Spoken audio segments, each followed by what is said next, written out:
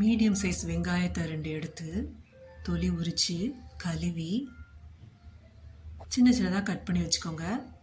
4 தக்காளி, நான் medium size சின்ன தக்காளியாக 4 தக்காளி எடுத்துருக்குறேன். நாட்டு தக்காளி அதை மீடியம் சைஸாக கட் பண்ணி வச்சுக்கிட்டேன். ஸ்டவ்வில் ஒரு பேன் வச்சு அதில் செக்கில் ஆட்டின நல்லெண்ணெய் நான் ஊற்றுறேன். இந்த பேனில் இப்போ நம்ம நறுக்கி வச்ச வெங்காயம் தக்காளி ஆட் பண்ணுறேன்.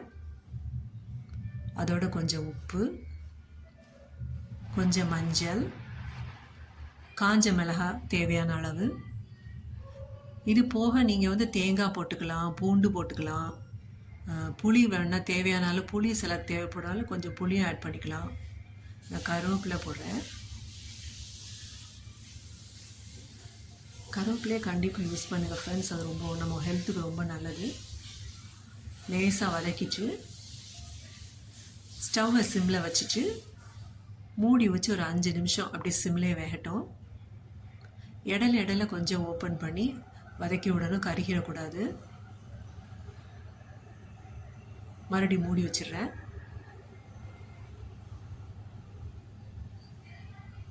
ஒரு 10 நிமிஷம் அப்படியே சிம்லேயே வேகட்டும். அப்புறம் திறந்து பாருங்க, நல்லா சாஃப்டாக வெந்துச்சு. அதை அப்படியே எடுத்து ஒரு தட்டில் போட்டு கொஞ்சம் நேரம் ஆற வச்சிடுறேன். அப்புறம் அதை எடுத்து ஒரு மிக்சியில் போட்டு 2 சுற்று, ரொம்ப மையாக அரைக்கக்கூடாது, லேசாக 2 அடி அடிச்சுட்டு எடுத்து வச்சுக்கிடணும். அப்புறம் மறுபடியும் தாளிக்கிறதுக்கு ஒரு சின்ன பேனில் எண்ணெய், கடுகு, வெங்காயம், கருவேப்பிலை போட்டுட்டு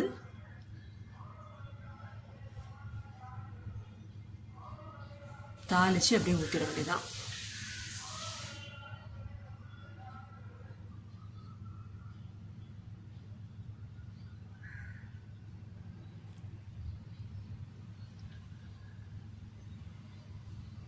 இது பொரியும் எடுத்து அவ்வளோதான், ஊற்றியாச்சு.